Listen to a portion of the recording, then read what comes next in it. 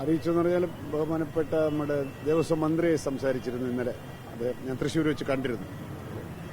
അങ്ങനെയാണൊരു ഔദ്യോഗികമായിട്ടുള്ളൊരു സ്ഥിരീകരണമുള്ളത്. പിന്നെ തിങ്കളാഴ്ച മറ്റേ ഓർഡർ ഇറങ്ങുമായിരിക്കും. ഇന്ന് അവധിയാണല്ലോ. അപ്പോൾ വല്ലാത്തൊരു സമയത്താണ് ഇപ്പോൾ ഈ നിയോഗം വന്നിരിക്കുന്നത്. വല്ലാത്തതെന്ന് പറഞ്ഞാൽ ഇപ്പോൾ സീസണിങ് അടുത്തല്ലോ, 17-ാം തീയതി തുടങ്ങുകയാണ്. അപ്പോൾ എത്രയും പെട്ടെന്ന് ഓർഡർ കിട്ടിക്കഴിഞ്ഞാൽ ചാർജ് എടുക്കണം എന്ന് വിചാരിക്കുന്നു.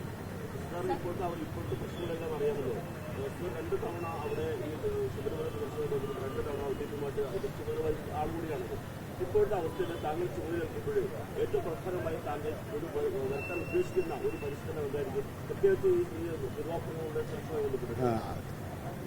അതുമായിട്ട് ബന്ധപ്പെടുത്തിയല്ല ഇപ്പോൾ ഏറ്റവും പ്രധാനപ്പെട്ട പ്രശ്നം ഇപ്പോൾ നമ്മുടെ മുമ്പിലുള്ളത് എന്ന് വെച്ചാൽ ഇപ്പോൾ 17-ാം തീയതി ആരംഭിക്കുന്ന 2 മാസം നീണ്ടു നിൽക്കുന്ന തീർത്ഥാടനം ഭംഗിയായിട്ട് നടക്കുക എന്നുള്ളതാണല്ലോ ഏറ്റവും വലിയ പ്രയോറിറ്റി. അതിനായിരിക്കണം ഇപ്പോൾ മുൻഗണന കൊടുക്കേണ്ടത്. ഇപ്പോൾ ചാർജ് വിടുന്ന ബോർഡ് തീർച്ചയായിട്ടും ഈ വരാൻ പോകുന്ന തീർത്ഥാടനത്തിന് വേണ്ടിയിട്ടുള്ള മുന്നൊരുക്കങ്ങളും ക്രമീകരണങ്ങളും ചെയ്തിട്ടുണ്ടാവും എന്ന് തന്നെയാണ് ഞാൻ വിചാരിക്കുന്നത്. കാരണം അവരൊന്നും ചെയ്യാതിരിക്കുന്നില്ലല്ലോ. അതിൻ്റെ ഒരു പിന്തുടർച്ചയായിട്ട് ചെയ്യേണ്ട കാര്യങ്ങൾ ചെയ്യണം. എന്തെല്ലാം ഒരുക്കങ്ങളുണ്ടെങ്കിലും സീസൺ അങ്ങോട്ട് ആരംഭിക്കുമ്പോൾ പുതിയ പുതിയ പ്രശ്നങ്ങൾ തീർച്ചയായിട്ടും വരും.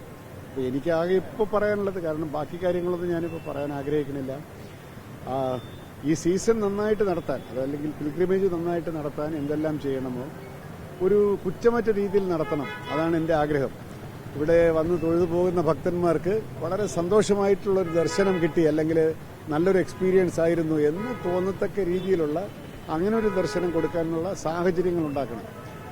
അത് വെയിറ്റ് ചെയ്യുന്ന സമയം, പൊതുവെയുള്ള മലയിലെ ഒരു ഹൈജീന്, മറ്റ് ക്രമീകരണങ്ങളൊക്കെ തന്നെ ഒരു സുതാര്യമായി ഉള്ള ഒരു രീതിയിലേക്ക് പോയിട്ടുണ്ടെങ്കിൽ നമുക്ക് ശബരിമലയിൽ വന്നു പോകുന്ന ആളുകൾക്ക് ഒരു തൃപ്തി ഉണ്ടാകും എന്ന് ഞാൻ വിചാരിക്കുന്നു. അതാണ് ഇമ്മീഡിയറ്റ് ആയിട്ടുള്ള നമ്മുടെ ഒരു കൺസേൺ എന്ന് എനിക്ക് തോന്നുന്നു.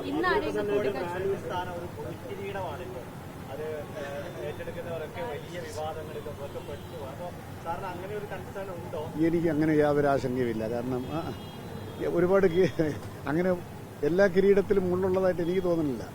നമ്മൾ വയ്ക്കുന്ന രീതി പോലെ ഇരിക്കും.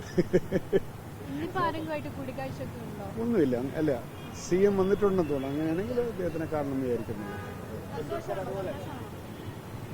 പ്രതീക്ഷിച്ചില്ല എന്നുള്ളതാണ് വാസ്തവം.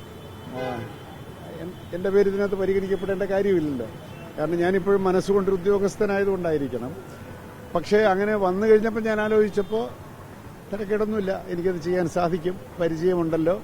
പിന്നെ ഞാനൊരു ഈശ്വരവിശ്വാസിയാണല്ലോ, അതുകൊണ്ട് തന്നെ ഇതൊരു നിയോഗമായിട്ട് ഞാൻ കാണുകയാണ്. ഒരു ഉത്തരവാദിത്തം എന്നെ ഏൽപ്പിക്കുകയാണ് ഗവൺമെന്റും അതിന്റെ പിന്നിൽ ഭഗവാനും എന്നാണ് വിചാരിക്കുന്നത്. മുഖ്യമന്ത്രി ഇന്ന് സംസാരിക്കും.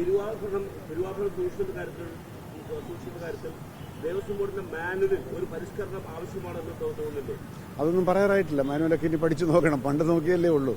ഇപ്പോൾ നമ്മൾ അതിലേക്കാണോ ശ്രദ്ധ പോകേണ്ടത് എനിക്ക് അറിഞ്ഞുകൂടാ.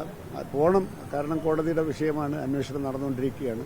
ഭാവിയിൽ ഇത്തരത്തിലുള്ള കാര്യങ്ങൾ ഉണ്ടാവാതിരിക്കാനും കൂടി ഈ എന്റെ ഒരു ഭരണകാലത്ത്, അല്ലെങ്കിൽ ഞാൻ ചാർജിലിരിക്കുന്ന സമയത്ത് അത് തീർച്ചയായിട്ടും നമ്മൾ നോക്കണമല്ലോ. ഭാവിയിൽ ഇപ്പോൾ സംഭവിച്ചതുപോലെയൊന്നും സംഭവിക്കാതിരിക്കാൻ നിയമപരമായും നടപടിക്രമങ്ങളിലുമൊക്കെ എന്തൊക്കെ മാറ്റം വേണം, ശാക്തീകരണം വേണം, ഓഡിറ്റിംഗ് വേണം, അക്കൌണ്ടിംഗ് വേണം, അക്കൌണ്ടബിലിറ്റി വേണം, അതൊക്കെ നമുക്ക് പതുക്കെ ചെയ്യും. ഇപ്പോൾ ജനുവരി 15-ന് നമ്മൾ മകരവിളക്ക് വരെ ഉള്ളതാണ് ഏറ്റവും വലിയ പ്രശ്നം ഇപ്പോൾ. കാരണം ലക്ഷോപലക്ഷം ആളുകൾ വരുന്ന സമയത്ത് അതിനാണ് പ്രയോറിറ്റി. അത് കഴിഞ്ഞിട്ട് നമുക്ക് കാര്യങ്ങളിലേക്ക് കിടക്കാം. അപ്പോൾ ഞാൻ കുറച്ചുകൂടെ കാര്യങ്ങൾ മനസ്സിലാക്കും.